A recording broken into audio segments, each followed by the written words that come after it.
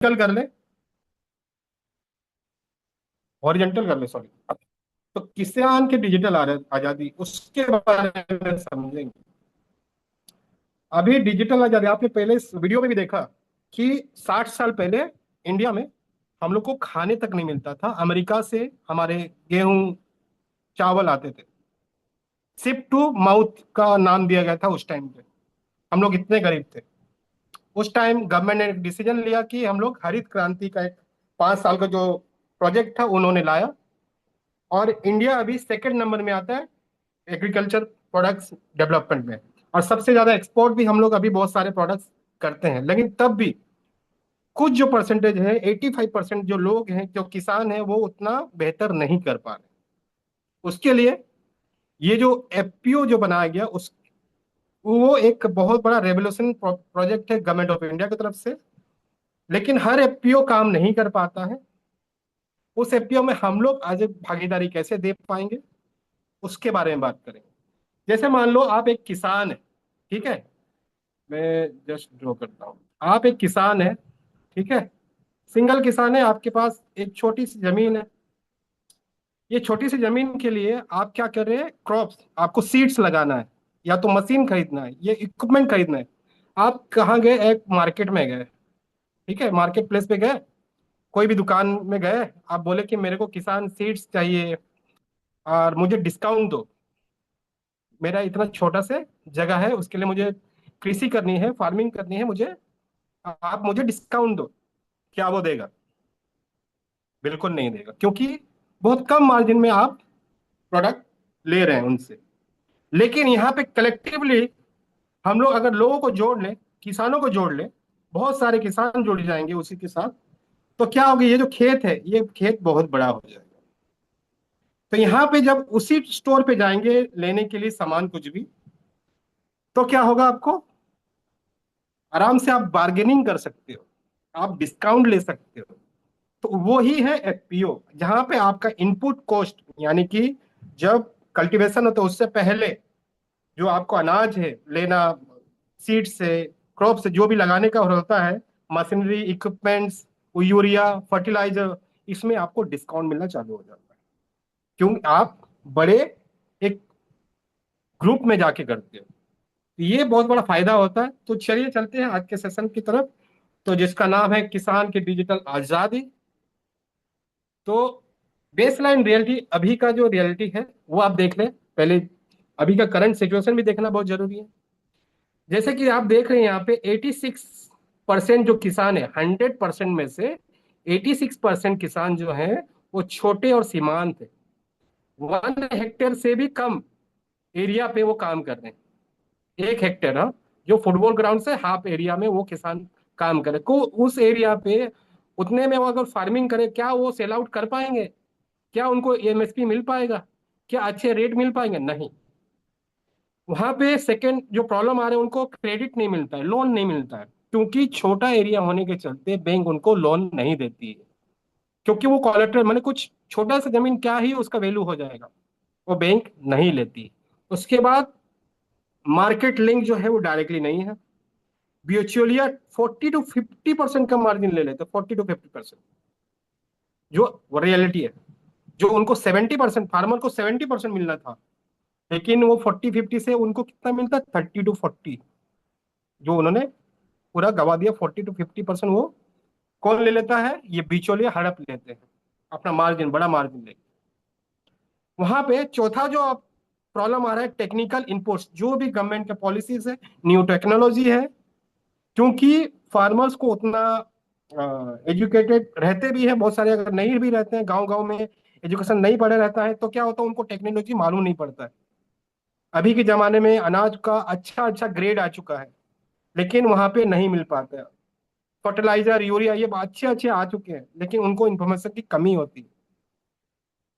क्योंकि जैसे soil testing की बात करें, उनको इन्फॉर्मेशन नहीं होती है कि कैसे उपजाऊ बनाया जाए, उसी जमीन को उपजाऊ कैसे बनाए, क्योंकि सॉइल टेस्टिंग के बारे में मालूम ही नहीं, तकनीक के बारे में नहीं मालूम है। ये जो बहुत बड़ा गैप है वो बहुत ज्यादा झेल रहे हैं, जिसके चलते उनका जो दैनिक दैनिक स्थिति बन रहा है। इसी चलते यहाँ पे एफपीओ की शुरुआत होती है। इसी रीजन से ये जो पूरा प्रॉब्लम्स है, 4 प्रॉब्लम्स मैंने बताया, उसी के लिए एक एफपीओ बनाया गया। तो ये एफपीओ होता क्या है, फार्मर प्रोड्यूसर ऑर्गेनाइजेशन, ये होता क्या है, ये देखते हैं। ठीक है, तो सॉल्यूशन जो है, जैसे मान लो आप एक किसान हो, आपने क्या किया, अपने गांव में एक सेल्फ हेल्प ग्रुप बनाया। ठीक है, 15-20 लोगों का एक सेल्फ हेल्प ग्रुप बनाया।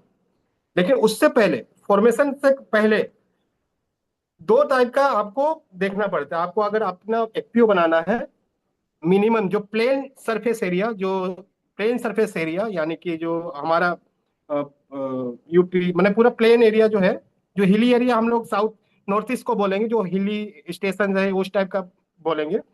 जो प्लेन एरिया में मिनिमम 300 जब फार्मर्स होते हैं, उसके बाद आप एफपीओ के लिए अप्लाई कर सकते हैं। ठीक है, तो एक गांव में 300 लोग तो नहीं रहते हैं, तो उस पे क्या होता है, छोटे छोटे ग्रुप्स बनाए जाते हैं। उसको बोलते हैं सेल्फ हेल्प ग्रुप, या तो फार्मर इंटरेस्ट ग्रुप। छोटे छोटे ग्रुप्स बनाए जाते हैं, वो ग्रुप्स का एक फॉर्मेशन करके 300 लोग जब हो जाते हैं, जब आप एफपीओ के लिए अप्लाई करवाते हैं, तो किसानों द्वारा बनाया गया रजिस्टर्ड कंपनी समूह, जो प्रोडक्शन, सेलिंग, फिर ग्रोथ, मार्केटिंग, डिस्ट्रीब्यूशन, पूरा एक यूनिटी बेस पे जब चलाया जाता है, उसको बोलता है एफपीओ। ठीक है, जिसमें उनका नॉलेज, ग्रोथ, इनकम ग्रोथ, एक जस्ट कंपनी, क्योंकि हम लोग आज तक फार्मर्स को सिर्फ और सिर्फ देखते हैं कि अन्नदाता है। हमने कभी भी फार्मिंग को एक बहुत बड़ा बिजनेस लेके नहीं गए, कभी हम लोग बहुत बड़ा स्टार्टअप लेके नहीं गए। लेकिन एफपीओ क्या करिए, स्टार्टअप है, किसानों का स्टार्टअप है। ठीक है, समझ में आया, किसानों का स्टार्टअप, इसको एफपीसी भी बोलता है, फार्मर प्रोड्यूसर कंपनी भी बोला जाता है, जो कि कंपनी एक के थ्रू से वो रजिस्टर करते हैं। जैसे कि यहाँ पे देख रहे हैं आप, प्रोड्यूसर कंपनी। तो प्रोड्यूसर कंपनी एफपीसी किसको बोला जाता है, जो एफपीओ आपको कंपनी एक के द्वारा रजिस्टर होता है, उसको बोलता है एफपीसी। और एफपीओ जो है, वो आपको कोऑपरेटिव सोसाइटी जो रजिस्ट्रेशन किया जाता है, उसको बोलता है एफपीओ। लेकिन एफपीओ ही एफपीसी बन सकता है, लेकिन हर एफपीसी एफपीओ है, लेकिन हर एफपीओ एफपीसी नहीं हो पाएगा। अगर वो कंपनी से रजिस्टर हो जाएगा, कंपनी नियम के थ्रू से, तो वो लीगल एंटिटी बन जाती है एफसी करने के लिए। इसमें जो ओनरशिप होता है, जो पूरा जो ओनरशिप होता है, पूरा फार्मर्स का होता है। जितने भी फार्मर, 300 जो फार्मर्स है, वो ओनरशिप लेते हैं, शेयर्स इक्विटी उनको मिलता है। मैक्सिमम उनको 10% का इक्विटी मिलता है। लेकिन इसमें भी कैच है, हर किसी किसान को यहाँ पे क्या करना पड़ता है, अपना कंट्रीब्यूशन देना पड़ता है। ठीक है, उसके बाद यहाँ पे व्यापार model, business model, market oriented approach, फिर बार्गेनिंग पावर यहाँ पे बढ़ जाता है उनका, क्योंकि कलेक्टिवली 300 लोग एक जगह से सामान ले रहे हैं, तो ऑटोमेटिकली डिस्काउंट उनको मिलना चालू हो जाता है।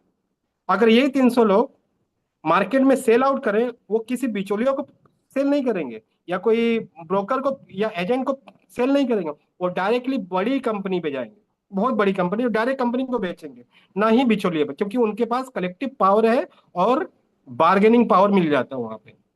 तो हर किसान यहाँ पे क्या है, एफपीओ का मालिक माने एक शेयर होल्डर है। ठीक है, तो यहाँ पे देखते हैं एपीओ का एडवांटेज क्या है, ट्रांसफॉर्मेशन डायनेमिक्स। अकेले किसान और बिचौलिया, अभी के सिचुएशन पे यहीं पे जब आप समूह करते हैं, तो एक कॉर्पोरेट खरीदार, जो डायरेक्टली बड़ी बड़ी कंपनीज है, हमारे रिटेल चेन्स बहुत सारे, रिलायंस है, डी मार्ट है, तो इस तरह की कंपनी को डायरेक्टली वो सेल आउट कर सकते हैं। सॉरी, एक सेकेंड, हाँ, इस तरह की कंपनी को डायरेक्टली सेल आउट करते हैं। इनपुट कॉस्ट मैंने बताया, जब भी किसान अकेले है, सामान जब खरीदता है, उसको डिस्काउंट नहीं मिल पाता। वो जो इनपुट कॉस्ट है, वो 25 to 30% उसका बढ़े रहता है। लेकिन जब आप कलेक्टिवली 300 लोगों का फार्मिंग किया जाएगा, तो क्या होगा, 50 से 25% जो आप है वो रिड्यूस कर सकते हैं, क्योंकि आप बार्गेनिंग कर रहे हो, वहां पे आपको अच्छा डिस्काउंट मिल जाता है। ठीक है, स्थिर आय नहीं है, सिंगल आप अकेले कर रहे हैं, तो जब आप करते हैं एक एफपीओ के थ्रू से, एमएसपी, प्रीमियम मूल्य, ये सब आपको मिल जाता है, क्योंकि डायरेक्टली एफपीओ जो भी करेगा, उसको by default government of India MSP purchase करेगी, बाय डिफॉल्ट कर दिया गया है। टेक्निकल बहुत कम होता है इनको नॉलेज, लेकिन यहाँ पे एग्रीटेक का पूरा डिजिटल से लेके इक्विपमेंट से लेके सभी इनको सपोर्ट मिलता है गवर्नमेंट ऑफ इंडिया की तरफ से। वो मैं दिखाऊंगा कैसे सपोर्ट मिलता है। ग्रामीण युवाओं को पलायन, जैसे कि आपको पता है कि हर गांव से कोई भी आदमी वहां पे जॉब नहीं कर रहा है। किसान देख रहा है कि यहाँ पे खेती तो नहीं कर पाएंगे, मैं जाके शहर में जॉब करता हूँ जहाँ पे मैं बड़ा इनकम कर सकता हूँ। क्योंकि इनकम कम आ रहा है, इसके चलते लोग भाग जा रहे हैं, युवाएं भाग जा रहे हैं। लेकिन यहीं पे अगर उसी युवाओं को अपने गांव में ही किसान को एक आईपीओ के थ्रू से अच्छा बिजनेस मिले, क्या वो भागेंगे?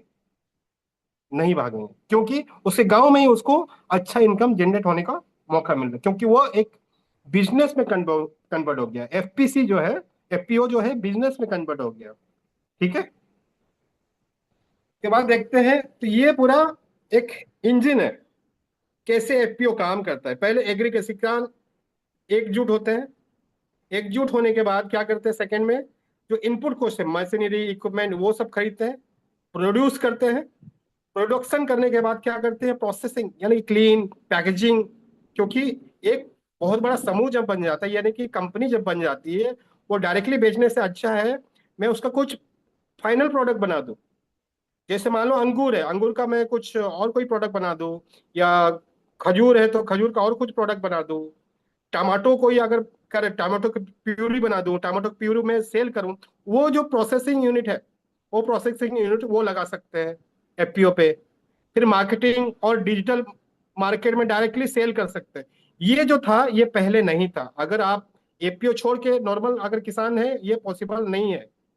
ठीक है, लेकिन अभी के जमाने में एपीओ जो है उनको government of India full support कर रही है, और ये उनके अंडर होते हैं, एक कंपनी चलाने के रूप है। जैसे बहुत बड़ी कंपनीज आती है, रिलायंस, टाटा, उसी तरह से एफपीओ भी उसी तरह से रन करता है, जिसमें क्वालिटी कंट्रोल होता है, क्योंकि उनका अच्छा प्रोडक्ट ही उनका बिजनेस को बढ़ाएगा। ब्रांडिंग और लेबलिंग, ये क्या है, जो भी प्रोडक्शन यहाँ पे प्रोसेसिंग यूनिट पे जाएगा उसको लेबलिंग लगता है, यानी कि कौन सा किसान कौन सा खेत से आया है वो पूरा लेबलिंग किया जाता है। फिर अगर वो ट्रेसेबिलिटी, यानी कि कुछ प्रॉब्लम आ गया तो वो ट्रेस कर सकते हैं कि ये प्रोडक्ट किसने बनाया था, कौन सा खेत से बना था, सब ये ट्रेसेबिलिटी मिलता है।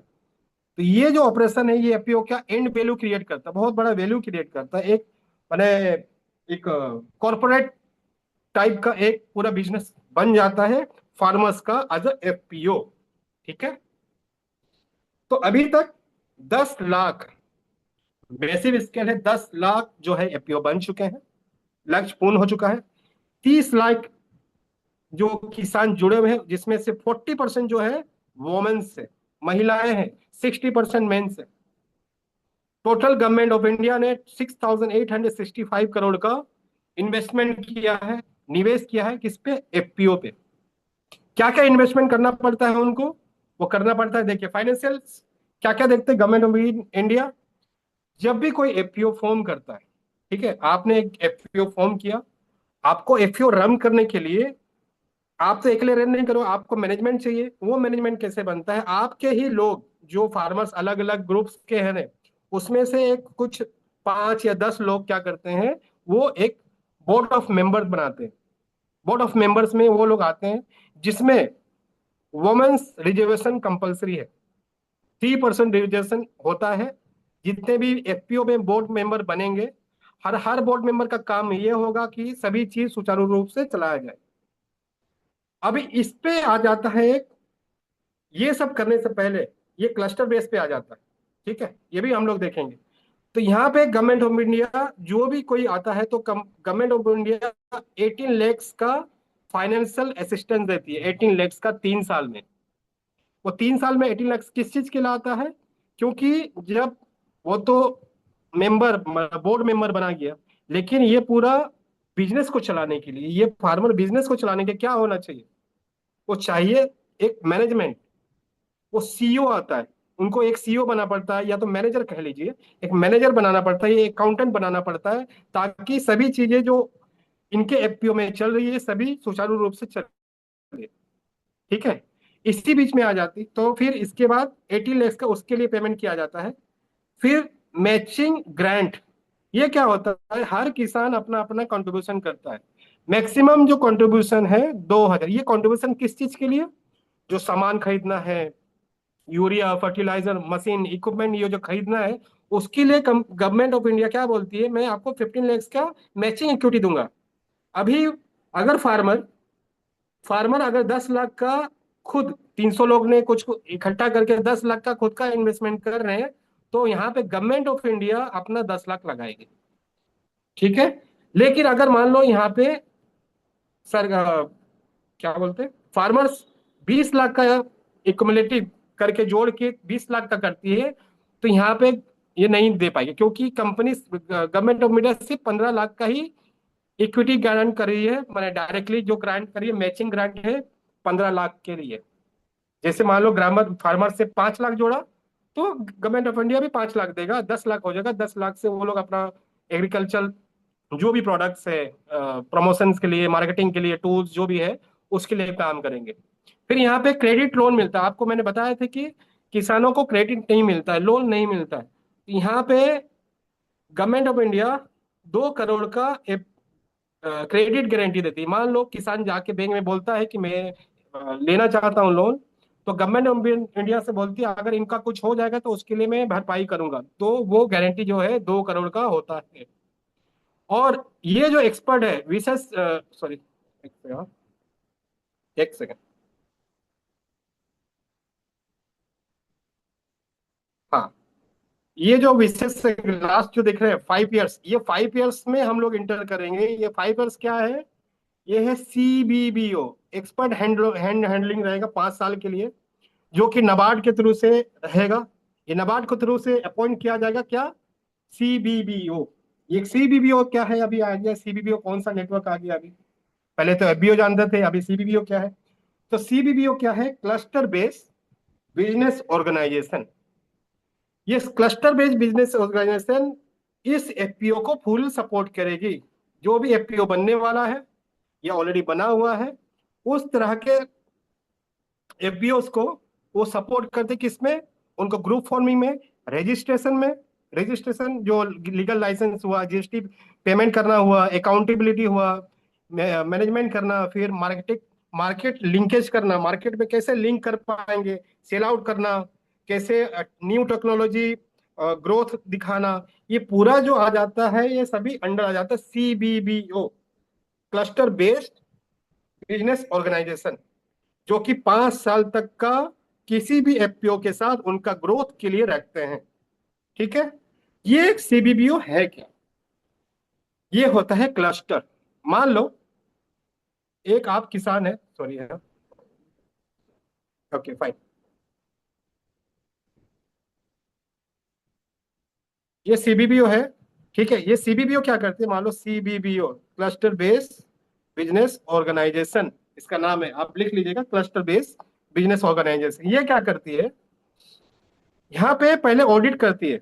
मैं मान लो आपने किसान है, आप गए DC के पास कि मुझे एग्रीकल्चर, या तो FPO नोडल ऑफिसर होते हैं, या तो नाबार्ड के पास गए, तो ये एग्रीकल्चर डिपार्टमेंट के पास गए, आपने बोला कि मैं अपने गांव में, अपने एरिया पे मैं FPO निकाल रहा हूँ, तो उसके लिए मुझे सपोर्ट चाहिए आपका। वो अपॉइंट क्या करते हैं, CBBO अपॉइंट करते हैं। CBBO क्या करता है, उस एरिया पे उस एरिया पे क्या करता है, पूरा ऑडिट करता है कि वो जो एरिया है क्या क्या प्रोड्यूस करती है। तो यहाँ पे सबसे बड़ा कैच है, अगर वहां पे CBBO ने देखा कि यहाँ पे, एक सेकंड, वहां पे देखा कि अलग अलग प्रोडक्ट है, ये अलग अलग प्रोडक्ट है, तो वहां पे वो अप्रूव नहीं कर पाएगी। क्योंकि रीजन क्या है, CBBO का क्लस्टर बेस का मॉडल क्या है, क्लस्टर बेस मॉडल यही कहती है कि कोई भी एरिया में सिर्फ एक या एक से ज्यादा दो ही प्रोड्यूस, माने कोई भी सामान जो भी प्रोडक्शन होता है, धान है तो धान ही होना चाहिए, गेहूं है तो गेहूं होना चाहिए, तभी वो क्लस्टर, पर क्लस्टर माने एक ही चीज बनना, समझ गया। तो वो जब एक ही चीज बनेगा वहां पे, जैसे मान लो यहाँ पे अंगूर होगा तो पूरा अंगूर ही होना चाहिए। ठीक है, या तो कुछ एरिया अंगूर और कुछ एरिया आम, दो, एक या एक से ज्यादा सिमिलर काइंड ऑफ प्रोडक्ट, या तो सेम या तो सिमिलर काइंड ऑफ प्रोडक्ट। अगर दाल की खेती होती है तो उस टाइप का दाल, अलग अलग दाल, एक दो दाल।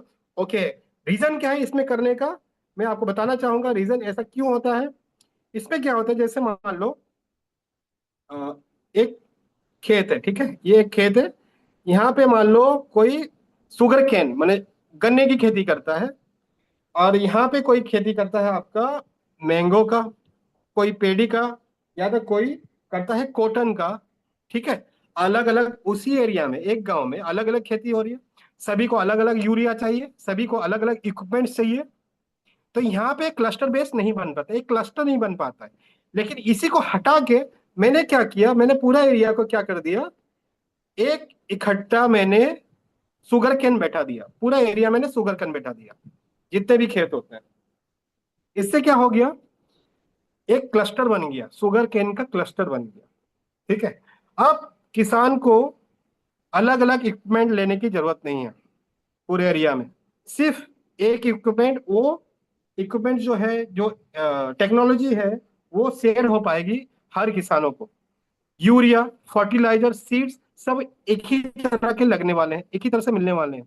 तो यहाँ पे पैदावार सभी का इक्वल होगा। तो ये क्लस्टर बेस्ड मॉडल है, जो कि सीबीबीओ देखती है। इस मॉडल पे वो रिपोर्ट तय करती है कि इस गांव में ये प्रोडक्ट सबसे अच्छा बिकने वाला है। इस तरह से हम लोग इसको मार्केटिंग करेंगे।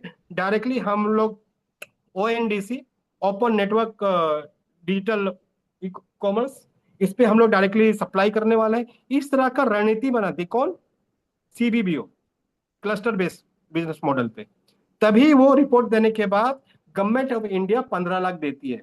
जब तक ये रिपोर्ट नहीं होता है कि हाँ वो उस गांव में, उस एरिया में क्लस्टर बेस्ड मॉडल बन पाएगा नहीं बन पाएगा, वो देखती है। अगर क्लस्टर बेस्ड नहीं बन पाएगा तो वहां पे काम नहीं हो पाएगा। ये सबसे बड़ा फैक्टर हो जाती है। अगर 300 किसान बन भी जाते हैं उस एरिया में, लेकिन अगर क्लस्टर बेस्ड नहीं है तो एपीओ वहां पे रन नहीं कर पाएगा। इसीलिए जब भी क्लस्टर बेस बनेगा, यहाँ पे इसी तरह से बनेगा, एक ही प्रोडक्ट या एक सिमिलर काइंड ऑफ प्रोडक्ट, क्योंकि उससे बिजनेस स्केल हो जाता है, बिजनेस बढ़ जाता है। ठीक है, इसमें हेल्प हो जाता है हार्वेस्टिंग करने का। ठीक है, फिर बार्गेनिंग पावर बढ़ जाती है। ये इस तरह से क्लस्टर बेस्ड मॉडल चलती है, जो कि सीबीओ का काम है। इसमें क्या क्या फायदा होता है, छह छह आइडेंटिकल पैरामीटर्स है।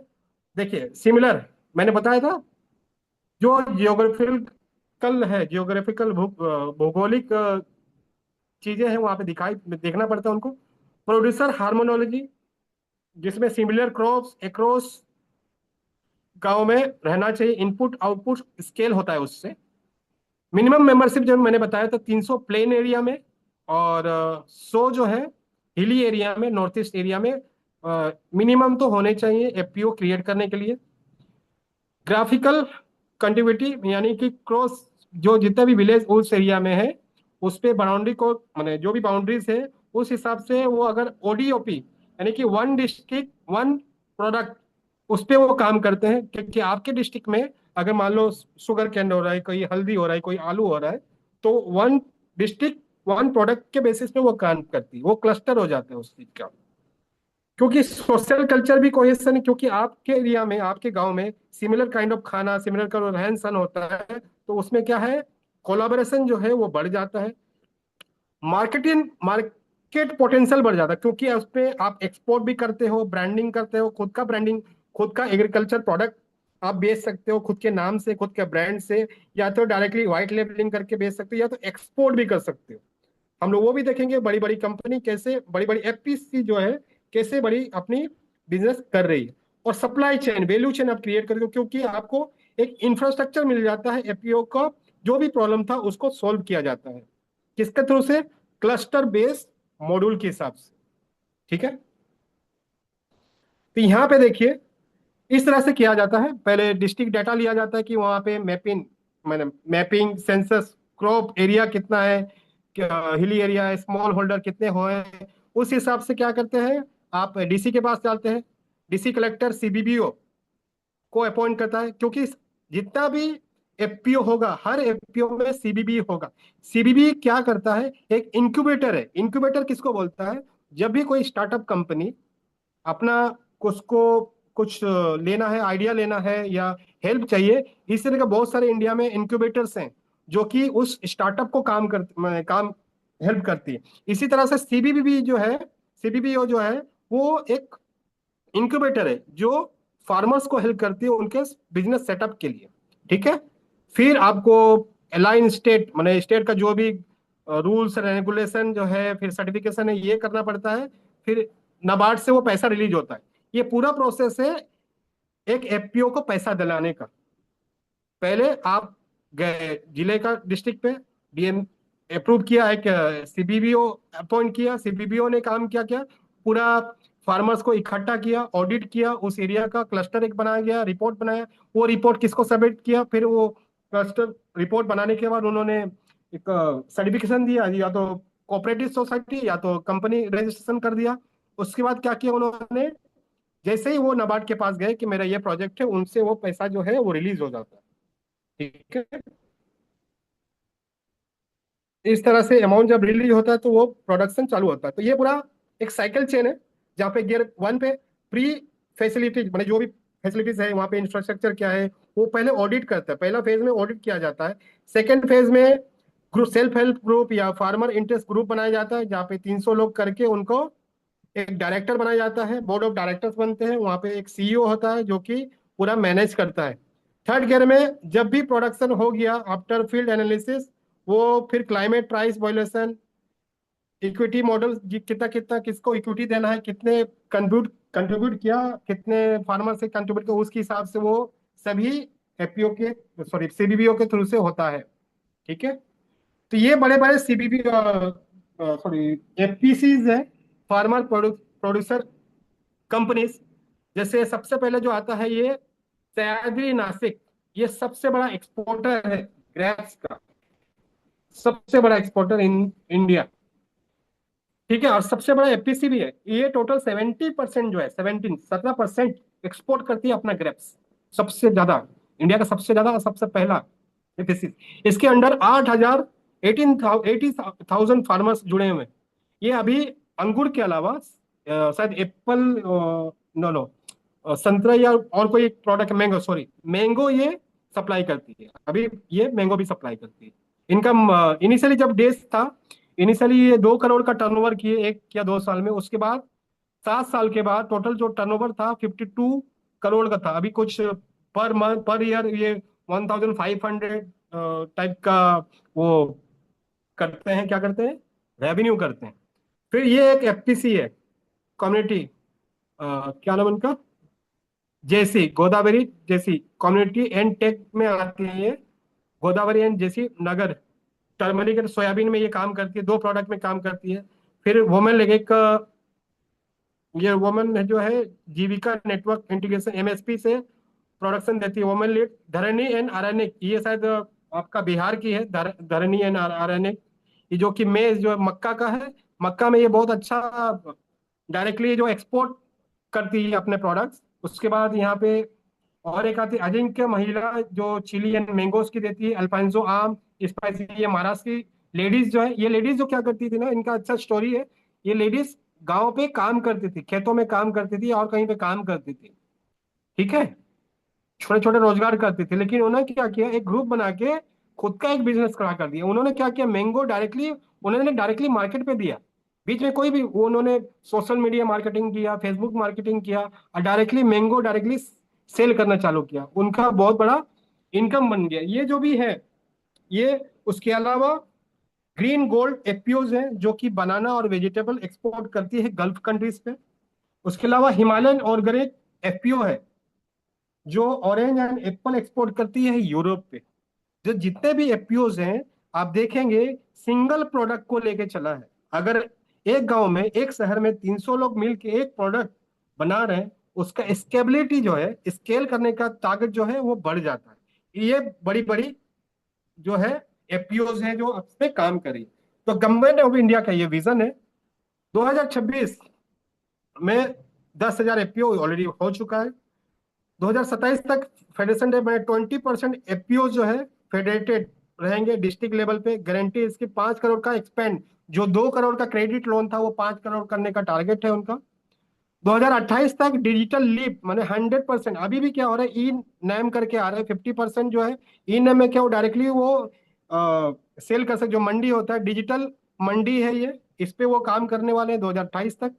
2029 तक 30% प्रोसेसिंग फूड्स, माने जो भी एफपीओ बन रहे हैं 30% में प्रोसेसिंग होना चालू हो जाएगा, यूनिट्स बनना, फैक्ट्रीज बनना चालू हो जाएगा। ताकि वहीं पे प्रोडक्शन भी चालू हो, ना ही वो खेत से बहुत दूर जाए। गांव के लोग उस फैक्ट्री में काम करेंगे, फाइनल प्रोडक्ट बनाएंगे और सेल करेंगे। 2030 तक 70% एफपीओ ऑपरेशनल करने वाले हैं विदाउट एनी ग्रांट्स।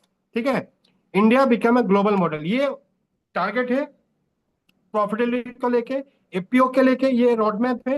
लेकिन सबसे बड़ा दुखद बात यह है, सिर्फ अभी 30% ही, 10,000 में सिर्फ 30% ही केवल क्या कर रहे हैं, ऑपरेशनल है। बाकी जो है 70% वो ऑपरेशन नहीं कर पा रहे। ये 30% में भी प्रॉब्लम ये हो रहा है कि सही तरीके से उनको गाइडेंस नहीं मिल पा रहा है। जहाँ पे ऑपरेशनल प्रॉब्लम है, क्योंकि रेगुलर बेसिस मॉनिटरिंग करना, कैपेसिटी बिल्डिंग करना, मेंटरशिप करना तत्काल ये नहीं हो पा रहा है। टेक्निकल एडॉप्शन, आधुनिक संचालन के डिजिटल उपकरण अभी करना है। ठीक है, ये चैलेंजेस भी है। रियलिटी चेक, गवर्नमेंट इश्यूज है, पेशेवर प्रबंधन दल और पारदर्शी वित्तीय प्रणाली का मार्केट लिंकेज। ठीक है, कॉरपोरेट को डायरेक्टली ई कॉमर्स प्लेटफॉर्म को देना, रणनीति समझदारी करना, वुमेन लीडरशिप, क्योंकि वुमेन लीडरशिप 40%, आपने देखा कि 40% साझेदारी एपीओज में है, लेकिन उनका 3% ही वो बोर्ड मेंबर पे जा पा रहे हैं। क्यों ना वो 50-50% हो पाए, क्यों ना वो 70-30 हो पाए, सिर्फ 3%। तो ये बहुत कम हो गई यहाँ पे वुमेन एम्पावरमेंट। ये जो पूरा आप देख रहे हैं, एपीओ बनने के बावजूद जिस तरह से ये एपीओ रन होना चाहिए उस तरह से रन नहीं हो पा रहा है। तो यहाँ पे यही रीजन है जहां पे इंटर होती है हमारी ग्रामोलॉजी पे। ठीक है, क्योंकि ग्रामोलॉजी एपीओ इमर्शन प्रोग्राम है, जहां पे जो सीबीबीओ का काम है, मैंने आपको बताया था CBBO cluster based business organisation, हम लोग आज सीबीबीओ काम करेंगे। बहुत सारे जो भी एपीओ बन रहे हैं या नए बनेंगे उस पे हम लोग आज सीबीबीओ काम करेंगे, जहां पे हम लोग क्लस्टर वाइज पे मॉनिटर करेंगे। क्लस्टर वाइज पे मॉनिटर करने के बाद उनको लीड कैसे करना है, क्योंकि ऑलरेडी हम लोग सॉइल टेस्टिंग भी कर रहे हैं, सप्लाई चेन भी हम लोग दे रहे हैं, सप्लाई चेन क्या, मैपिंग भी दे रहे हैं, पेमेंट गेटवे तो ये जो ऑलरेडी सीबीबीओ जो है ना, ये ऑलरेडी वही पार्टी को अपॉइंट करती है, डिलीवरीज के लिए थर्ड पार्टी को अपॉइंट करती है, मार्केट लिंकेज के लिए थर्ड पार्टी को करती है, आपका पेमेंट्स के लिए थर्ड पार्टी को करती है, मिल्क कलेक्शन के लिए थर्ड पार्टी को करती है, सॉइल टेस्टिंग के लिए। लेकिन यहाँ पे सीबीबीओ अगर हम लोग खुद हैं, खुद उसी हिसाब से काम करेंगे तो क्या होगा।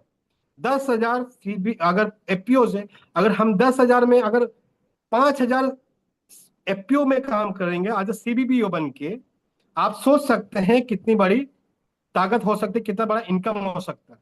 तो एफबीओ प्रमोटर या तो ट्रेनर या तो जीपीपी पार्टनर, आपको इसीलिए जीपीपी पार्टनर बनाया जाएगा ताकि उस गांव के लोगों को आप हमारे साथ जोड़ सको, एक समूह बना सको। जब भी आने वाले समय में ग्रामोलॉजी खुद, जब ग्रामोलॉजी कॉरपोरेशन बनेगा, तब जिस तरह एपीओ है सैदरी का मैंने बताया आपको, इसी तरह से ग्रामोलॉजी का इन द फ्यूचर जब भी बनेगा, वही किसान हम लोग का शेयर होल्डर्स होगा, वही किसान हमारे से परचेस करेंगे, जहां पे एपीओ फॉर्मेशन कर सकते हैं, कैपेसिटी बिल्डिंग कर सकते हैं, मार्केट लिंकेज डायरेक्टली हमारा सोशल मीडिया मैंने सॉरी हमारा यूजमी पोर्टल पे वो डायरेक्टली दे सकते हैं। सर ने ऑलरेडी बताया था कि हम लोग छोटे छोटे स्टोर भी खोल पाएंगे, तो यहाँ पे मार्केट लिंकेज कौन दे रहा है, यूजमी दे रहा है उनको। वुमेन डेवलपमेंट भी हम लोग काम करेंगे, डिजिटल ऑलरेडी ई कॉमर्स तो ऑलरेडी है, उसके अलावा ओएनडीसी पे भी हम लोग काम करेंगे, जहाँ पे डायरेक्टली फार्मर्स जो है अपना प्रोडक्ट लिस्टिंग कर सकते हैं और सेलर बायर अपना डायरेक्टली किसान से बाय कर सकते हैं। तो बाकी सब सीबीबीओ में क्या है, 5 साल तक की होल्ड हैंड होल्डिंग है हम लोग। लेकिन हमारे एक इकोसिस्टम जो है मैपिंग का, कैशियर का, हम लोग जब उस इकोसिस्टम में जोड़ देंगे तो क्या होगा। ये जो 30% का जो मैंने आपको बताया कि नहीं मॉडल काम कर पा रही है, ये 30% जो है, ये 30% में भी बहुत सारे लोग काम नहीं कर पा रहे। तो ये जो 70% जो बचे हुए, वो 70%, ये जरूरी नहीं कि अभी 10,000 ही, आने वाले समय में बहुत सारे एपीओस बनेंगे। उस एपीओस पे कौन करेगा काम, क्योंकि हमारा सबसे बड़ा बेनिफिट है, हमारा हर गांव पे हमारा एक जीपीपी पार्टनर होगा। वो जीपीपी पार्टनर हमारे ऑर्गेनाइजेशन के लिए क्या करेगा, एफपीओस बनाएगा, सेल्फ हेल्प ग्रुप बनाएगा। जो उस एफबीओस को सपोर्ट कौन करेगा, ग्रामोलॉजी, यूज मी, आजा, सीबीबीओ। तो ये फ्यूचर है। आने वाले समय में ये जरूर होगा कि हम भी सीबीओ की तरह हम लोग काम करेंगे। हम भी डायरेक्टली फार्मर्स का प्रोडक्ट डायरेक्टली हम लोग लिंकेज करेंगे किस पे, मार्केट्स पे, हमारे शॉपिंग पोर्टल पे। तो ये छोटा से प्रेजेंटेशन था जो कि था आपका एफबीओस के लेके, जहाँ पे आपने जाना कि एफबीओ क्या होता है, फार्मर ऑर्गेनाइजेशन क्या होता है, आपने जाना। आपने जाना कि किस तरह से क्लस्टर बेस्ड मॉडल ही काम करेगी, क्योंकि विदाउट क्लस्टर एफपीओ नहीं बनेगा। लाउड एंड क्लियर कि 300 ग्रुप के लोग अगर रह भी जाएं, वहां पे 5 अलग अलग क्रॉप्स उगा रहे हैं, एफपीओ फेल है, वो अप्रूव ही नहीं होने वाला। पहली बात तो ये है। तो एपीओ तभी बनेगा जहां पे वो क्लस्टर बेस्ड मॉडल पे काम करेगा। उसका क्लस्टर है, जो ऑडिट प्रोसेस है, वहां पे ऑडिट करना है, सर्वे करना है, वो कौन करेगा, सीबीबीओ करेगी, जो कि appoint as a startup incubator का काम करेगी। पूरा 5 साल उस एफपीओ को सिखाया जाएगा कि आपको बिजनेस कैसे करना है, आपको मार्केटिंग कैसे करना है, अपना किसानों को ग्रोथ कैसे लाना है, ये पूरा सिखाया जाएगा। उसके अलावा जब यूजमी या ग्रामोलॉजी इस पे काम करेगा, आने वाले समय में 5 साल 10 साल जितना भी साल लगे, हमारे पास सबसे बड़ा डेटा रहेगा। डेटा किस चीज का रहेगा, डेटा रहेगा उस एग्रीकल्चर लैंड का। वो डेटा रहेगा कि इस एरिया पे क्या उगता है। वो जो डेटा रहेगा बहुत ही करोड़ों में बिकने वाला है। पहली बात तो ये जान के, क्योंकि आज के जमाने में सबसे बड़ा अगर सेल आउट कुछ भी होता है, वो होता है डेटा। हमारे पास हर एग्रीकल्चर, इंडिया के हर कोने से एग्रीकल्चर लैंड का, फर्टिलाइजर का, वो हमारे पास डेटा रहेगा, और बहुत वैल्यूबल डेटा रहेगा। वो मिसयूज कभी नहीं होगा, वो ग्रोथ के लिए होगा, किसका, फार्मर्स के लिए। और उम्मीद करता हूं आपको एपीओस के बारे में कुछ आपको इंफॉर्मेशन मालूम पड़ा हो सके मेरे से उतना अगर नहीं कन्वे हो पाया होगा, आप खुद यूट्यूब पे, चैट जीपीटी या किसी से भी पूछ सकते हैं एपीओस के बारे में। अपना ज्ञान बढ़ाएं, नॉलेज बढ़ाएं, ताकि आप कल फ्यूचर में जाके जब आप जाते हो प्लेस पे, आप बोल सकते हो डर के। मैंने कोई एपीओ के बारे में पूछ भी लिया, आप बोल नहीं सकोगे तो क्या फायदा इसको प्रमोट करके, GPP partner, GP partner, GP partner ठीक है, लेकिन क्यों, वो तो ज्ञान होना चाहिए ना। वो ज्ञान आपको जरूर मिलेगा। मैं रेगुलर बेसिस पे और आने वाले समय में क्लस्टर बेस्ड मॉडल, फिर सीबीबीओ कैसे काम करती है, और ओएनडीसी क्या है, इसके बारे में पूरा सेशन ले लूंगा। तो उम्मीद करता हूँ आज का सेशन थोड़ा सा आपको इंफॉर्मेटिव रहा होगा, और कहीं अगर मिस्टेक हो गया तो sorry. Thank you very much. Over to